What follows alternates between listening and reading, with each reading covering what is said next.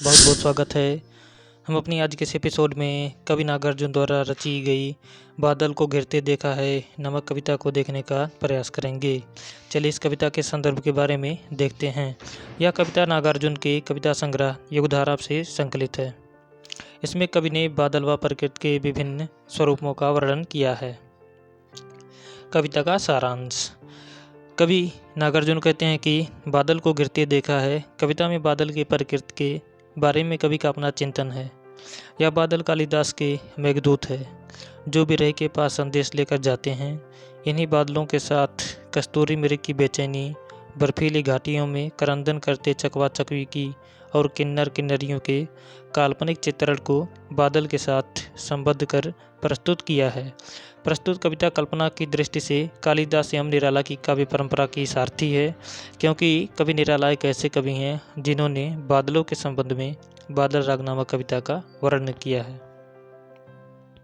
अमल धवल गिर के शिखरों पर बादल को गिरते देखा है, छोटे छोटे मोती जैसे उसके शीतल तुहिन कणों को मानसरोवर के उन स्वर्णिम कमलों पर गिरते देखा है।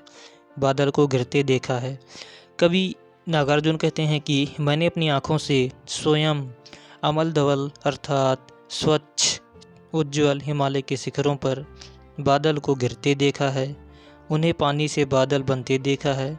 जैसे छोटे छोटे मोती के कण होते हैं, ठीक उसी प्रकार हिमालय प्रतीत होते हैं। उनके शीतल तुहिन कर्ण मानसरोवर के सोने जैसे कमलों पर गिरते देखा है। मैंने बादलों को गिरते देखा है। हिमालय पर्वत की चोटियों पर बादलों की सुंदरता देखी है। छोटे छोटे उसकी बूंदों के समान मोतियों जैसे रूप को देखा है, जो मानसरोवर के स्वर्ण रूपी कलश में गिरते बहुत सुंदर आकर्षक स्वरूप को अपनी आंखों से देखा है, महसूस किया है। इस तरह बरसते बादलों का दृश्य अत्यंत ही मनोरम और आकर्षक होता है। ऐसे सौंदर्य मैंने बार बार अनुभव किया है तथा अपनी आंखों से देखा है। इस पंक्ति के विशेष के बारे में देखते हैं, अर्थात काव्य सौंदर्य की। इसमें शैली जो है वह सांस्कृतिक अर्थात क्लासिकल शैली है। प्रकृति का को देखा वर्णन है। शब्द बिंब का प्रयोग हुआ है। अभिधा तथा लक्षणा शब्द शक्ति का प्रयोग हुआ है। कवि नागार्जुन आगे कहते हैं कि तुंग हिमालय के कंधों पर छोटी बड़ी कई झीलें हैं। उनके श्यामल नील सलिल में समतल देशों से आकर पावस की उमस से आकुल तिक्त मधुर विसतंतु खोजते हंसों को तिरते देखा है। बादल को गिरते देखा है। ऊंची हिमालय रूपी कंधों पर छोटी बड़ी कई झीलें हैं, जिसमें श्यामल नील सलिल में उसके खूबसूरत जलाशयों से दूर देशों से आकर अर्थात मैदानी भागों से आकर अकुलाई हुई उस उमस गर्मी में परेशान हंसों को खेलते प्रलय करते देखा है।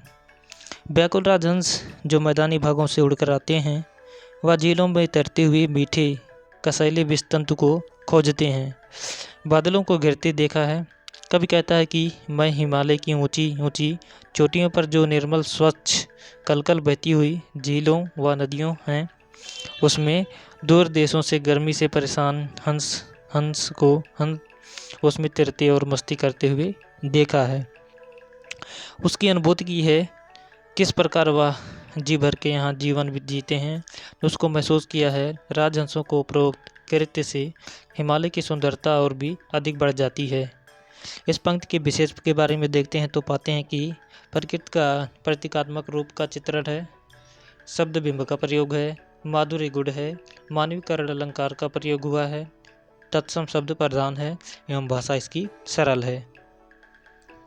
कवि नागार्जुन आगे कहते हैं कि ऋतु बसंत का सुप्रभात था, मंदमत्था अनिल बह रहा, बाल आरूढ़ की मृदु किरणें थी, अगल बगल स्वर्णिम शिखर थे, एक दूसरे से विरहित हो अलग अलग रहकर जिनको सारी रात बितानी होती। कवि कहते हैं कि बसंत ऋतु का सुबह है। मंद मंद अर्थात धीरे धीरे हवा बह रही है। सूर्योदय की प्रथम मृदु किरणें जो सूर्योदय की प्रथम लाली होती हैं, वह शिखर पर पढ़ते ही स्वर्ण कलश की अनुभूति करा रही हैं। कवि आगे कहता है कि निशा काल से तेरा विशापित बेबस उस चकवा चकई का बंद हुआ करंदन, फिर उनमें उस महान सरोवर के तीरे शैवालों की हरी दरी पर परलय कला का छिड़ते देखा है। बादल को गिरते देखा है। यहाँ पर चकवा चकवी के प्रेम रूपी क्रंदन को पानी के हरी हरी सतहों पर छिड़ते देखा है। जो चकवा चकवी रात को बिछड़ जाते हैं और सुबह निकलने पर अपने प्रेम की अभिव्यक्ति करते हैं, उस प्रेम की अभिव्यक्ति को मैंने स्वयं अपनी आँखों से देखा है। उस सरोवर के उनके परड़े कला को छिड़ते देखा है। ठीक उसी प्रकार मैंने बादल को घिरते देखा है, जिस प्रकार चकवा चकवी का परड़े सम्मेलन प्रसंग छिड़ता है। इस कविता के विशेष के बारे में देखते हैं, अर्थात पंक्ति के विशेष में देखते हैं तो पाते हैं मंद मंद में विपसा अलंकार है, अगल बगल में पुनरुक्ति अलंकार है, हरी दरी में दृश्य योजना, प्रकृति का प्रतीकात्मक रूप का चित्रण हुआ है, शब्द बिंब का प्रयोग हुआ है, माधुर्य गुण है, मानवीकरण अलंकार का प्रयोग हुआ है, तत्सम शब्द प्रधान है, भाषा इसकी सरल है। कवि नागार्जुन आगे कहते हैं कि दुर्गम बर्फानी घाटी में 7 सहस्र फुट ऊंचाई पर अलख नाभि से उठने वाले निज के ही उन्मादक परिमल के पीछे धावित हो होकर तरल तरुण कस्तूरी मृग को अपने पर चिढ़ते देखा है, बादल को गिरते देखा है। दुर्गम बर्फानी हिमालय की घाटी में सैकड़ों हजारों फीट की ऊंचाई पर जो दिखाई ना दे उस नाभि से उठने वाली निज उन्माद सुगंध के पीछे प्रभावित होकर मृग को भागते देखा है, खोजते देखा है। अर्थात कवि कहना चाहता है कि दुर्गम बर्फानी अर्थात कठिन बर्फ से ढकी हुई चोटी पर भी उन्होंने युवा मृग को वहां से मौजूद देखा है, जो दिव्य सुगंध की खोज में इधर से उधर भागता फिरता है। कहने का तात्पर्य है कि बार बार अपना ही सौंदर्य, अपनी ही मस्ती और अपनी ही मादकता तथा व्यक्तिगत अपने ही के लिए ही प्रश्नात्मक चिढ़ बन जाता है। इस तरह मैंने जीवन रूपी का आकाश पर मुग्धता के अनजाने में बादलों को घिरते देखा है और उसको अनुभव किया है। कवि कहता है कि यहाँ पर इस कविता की विशेष के बारे में देखते हैं तो हम पाते हैं कस्तूरी सुगंध की खोज का सादृश्य वर्णन है, वर्णात्मक शैली है, कोमल कांत शब्दावली का प्रयोग हुआ है, प्रकृति का प्रतीकात्मक रूप का चित्रण हुआ है, शब्द बिंब का प्रयोग हुआ है, माधुर्य गुण है, मानवीकरण अलंकार है एवं तत्सम शब्द प्रधान है, भाषा इसकी सरल है। कवि नागार्जुन आगे कहते हैं कहाँ गया धनपति कुबेर वह, कहाँ गई उसकी वह अलका, नहीं ठिकाना कालिदास के व्योम प्रवाही गंगा जल का, ढूंढ बहुत परंतु लगा क्या, मेघदूत का पता नहीं कौन बताए वह छाया में। कवि नागार्जुन कहते हैं कि यहाँ पर आया किंतु ना यहाँ धन का कुबेर कोई है कि कोई नगरी है और ना ही कोई अलकापुरी राज्य है। कालिदास का क्या ठिकाना, उसका कोई अता पता नहीं है। जिसने विद्योत्मा की विरह में मेघों को दूत बनाकर भेजा था वह दूत हो सकते हैं, बरस पड़ा होगा ना यहीं पर, जाने दो वह कभी कल्पित था। मैंने तो भीषण जाड़ों में नभ चुंबी कैलाश शीर्ष पर, महामेघ को झंझा नील से गरज गरज भिरते देखा है, बादल को घिरते देखा है। कवि नागार्जुन कहते हैं वह दूत जिसको उसने भेजा था वो हो सकता है यहीं पर बादल बनकर बरस गए हों, यहाँ का पता पाकर यहीं से ही कहीं और नहीं गए होंगे, मगर इसको इसका ठिकाना कौन इसकी जानकारी कराए, और हो सकता है वह एक कल्पना हो। कवि कहते हैं कि जाने दो वह कभी कल्पित था, अर्थात यह कवि की कल्पना हो सकती है, मैंने तो किंतु यहाँ पर स्वयं महसूस किया है। यहाँ मेघों को गरज गरज करके गिरते देखा है, गगनचुंबी कैलाश पर्वत के शिखरों पर मेघों को बरसते देखा है, भीषण दृश्यों को मैंने स्वयं महसूस किया है। अभिप्राय यह है कि कल्पनाएं हम कितनी ऊंची और सुंदर मोहक करें, पर सत्य तो ये है कि जिसे व्यवहार जगत में अनुभव किया जाता है वह सत्य मधुर नहीं होता, उसमें कड़वाहट ही होती है। इस पंक्ति के विशेष में देखते हैं तो पाते हैं कालिदास के जीवन का अंश का चित्रण हुआ है, प्रकृति का प्रयोग हुआ है।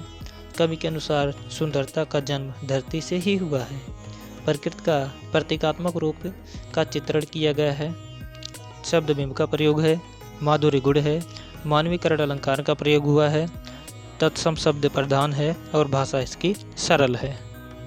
कवि नागार्जुन आगे कहते हैं कि सत सत निर्झर निर्जरी कल मुखरित देवदार कानन में सोड़ित धवल भोजपत्रों से छोटी हुई कुटी के भीतर छाई हुई कुटी के भीतर रंग बिरंगे और सुगंधित फूलों से कुंतल को साजे इंद्रनील की माला डाले।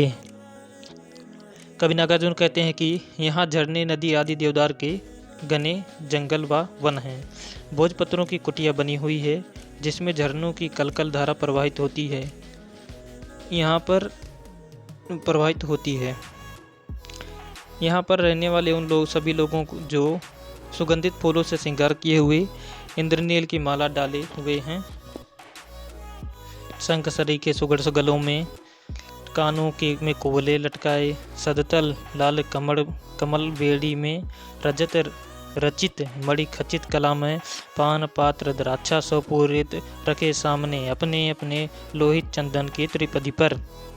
कवि नागार्जुन कहते हैं कि यहाँ पर इंद्रनील की माला लटकाए, डाले तथा शंख जैसे सुंदर गालों में कुंडल लटकाए, बालों में जुड़ा किए हुए रजत मणि जैसे सुगंधित मदिरा का पान किए लोग घूमते हैं। लोहित चंदन की तिलपट्टी पर निर्विरोध बाल कस्तूरी आसन मुद्रा में प्रतीत होते हैं। कवि नागार्जुन आगे कहते हैं कि नरम निदाग बाल कस्तूरी मृग छालों पर पलथी मारे मदिरा रूढ़ आँखों वाले उन उन्मद किन्नर किन्नरियों की। कवि नागार्जुन कहते हैं कि बालों में जूड़ा किए हुए रजत मणि जैसे सुगंधित मदिरा का पान किए हुए लोग घूमते हैं। आगे कहते हैं कि मदिरा रूढ़ आँखों वाले उन उन्मद किन्नर किन्नरियों की, मदिरा रूढ़ आँखों वाले उन उन्मद किन्नर किन्नरियों की मृदुल मनोरम अंगुलियों को वंशी पर फिरते देखा है, बादल को घिरते देखा है। कवि नागार्जुन अपनी इस कविता में बताते हैं कि मदिरा का पान किए लोग घूमते रहते हैं, लोहित चंदन की तिलपट्टी पर निर्विरोध बाल कस्तूरी आसन मुद्रा में प्रतीत होते हैं, जो मृत के छालों पर आसन लगाकर बैठे हैं। यहाँ किन्नर किन्नरियों मदिरा के नशे में उन्माद होकर घूमते फिरते जश्न मनाते देखा है। मैंने स्वयं बादलों को घिरते देखा है, उसको महसूस किया है। इस कविता के विशेष के बारे में अर्थात इस कविता की पंक्ति के विशेष के बारे में देखते हैं तो हम पाते हैं हिमालय की प्राकृतिक छटा का वर्णन है, प्रकृति का प्रतीकात्मक रूप का चित्रण है, किन्नर किन्नरियों की वेशभूषा इत्यादि का वर्णन, रहन सहन आदि का वर्णन है, शब्द बिंब का प्रयोग हुआ है, माधुर्य गुण है, शब्द तत्सम शब्द का प्रयोग हुआ है तथा भाषा इसकी सरल है। तो इसी के साथ हम अपनी इस कविता को समाप्त करते हैं। बने रहिए इस चैनल पर। धन्यवाद।